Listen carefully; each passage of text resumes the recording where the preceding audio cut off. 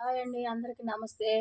ఈరోజు పల్లెటూరు స్టైల్లో ఆంధ్ర పప్పుచారు ఎలా చేయాలనో చేసి చూపిస్తాను చూడండి. దానికి గాను ఇగో కందిపప్పు ఒక గ్లాస్ తీసుకున్నాను.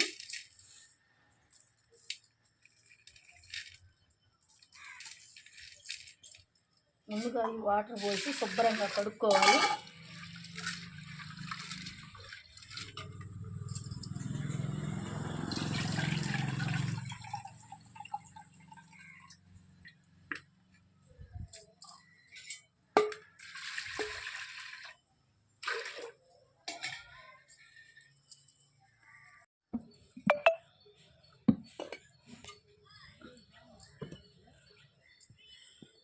ఇప్పుడు ఇందులో ఒక స్పూన్ పసుపు వేసుకోవాలి. పొంగు రాకుండా ఉడుకుద్ది, కొంచెం ఆయిల్ వేసుకోవాలి.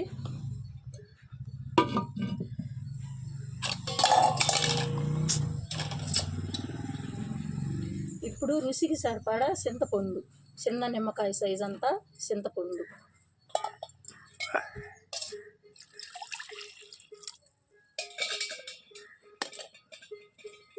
ఇప్పుడు ఈ పప్పు చారులోకి 2 టమాటాలు, ఒక ఉల్లిగడ్డ పెద్ద సైజు, 4 పచ్చిమిరపకాయలు, కరివేపాకు మనం ఎంతైనా వేసుకోవచ్చు. ఈ పప్పు చారుకి కరివేపాకుకి కాంబినేషన్ బాగుంటుంది అన్నమాట. ఇప్పుడు వీటిని సన్నగా ముక్కలు కోసుకోవాలి. ఇప్పుడు పప్పు 3 వంతులు ఉడికింది. 3 వంతులు ఉడికినాక పప్పు 75% ఉడికినాక టమాటా ముక్కలు వేసుకొని ఉల్లిపాయలు, ఉల్లిగడ్డ ముక్కలు, పచ్చిమిరపకాయలు వేసుకొని కరివేపాకు కూడా ఇందులోనే వేసుకోవాలి. మంచి టేస్ట్ వస్తుంది అన్నమాట, రుచిగా ఉంటుంది. ఇప్పుడు ఒక పావు గంట ఉడకనియాలి. 75% ఉడికింది, ఇంకొక 25% ఉడకాలన్నమాట.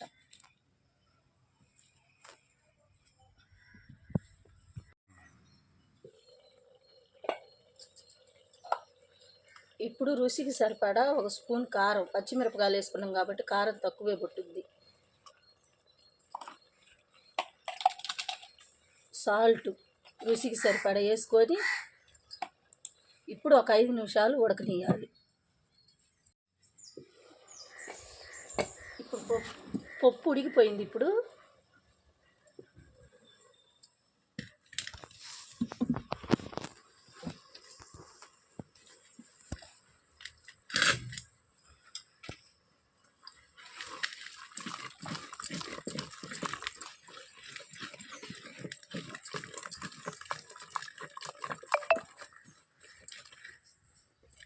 ముందుగా నానబెట్టిన పులుసు పోసుకోవాలి.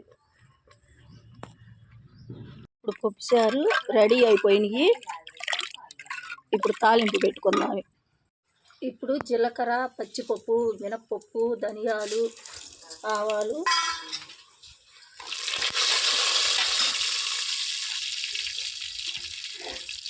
చిన్నుల్లిపాయ రెబ్బలు సిదుపుకోవాలి. ఒక 5, 4 ఎండుమిరపకాయలు,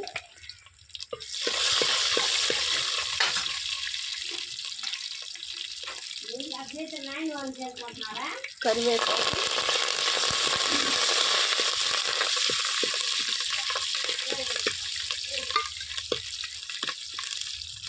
ధనియాలు వేసుకుంటే బాగుంటుంది అన్నమాట పప్పు చారులో, అందుకని ధనియాలు వేసుకోవాలి తాలింపులో.